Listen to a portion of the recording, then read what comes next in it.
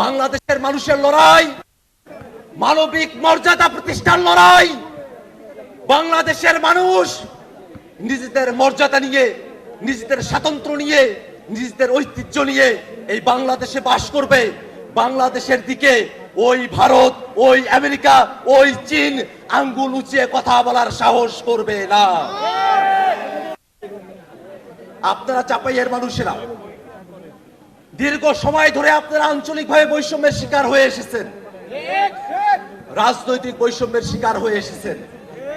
কিন্তু নতুন যে বাংলাদেশ প্রতিষ্ঠিত হয়েছে, সেই নতুন বাংলাদেশে রাজনৈতিক কারণে আমরা আর কোন দেখতে চাই না।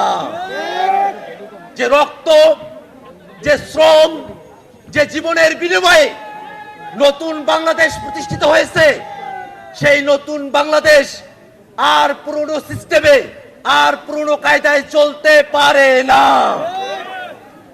বাংলাদেশকে নতুন ব্যবস্থায়, নতুন কাঠামোতে, নতুন কায়দায় পরিচালনা করার জন্য অবশ্যই একটি নতুন সংবিধান প্রণয়ন করতে হবে।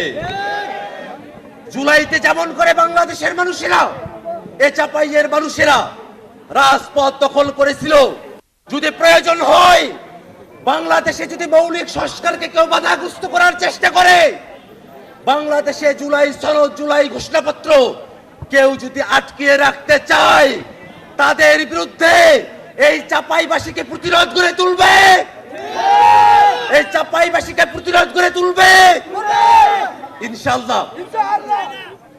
চাপাইবাসী গোটা বাংলাদেশের মধ্যে জাতীয় নাগরিক পার্টি এনসিপির আলোকবর্তিকা হয়ে বাংলাদেশে তারা তাদের ভূমিকা নির্ধারণ করবে।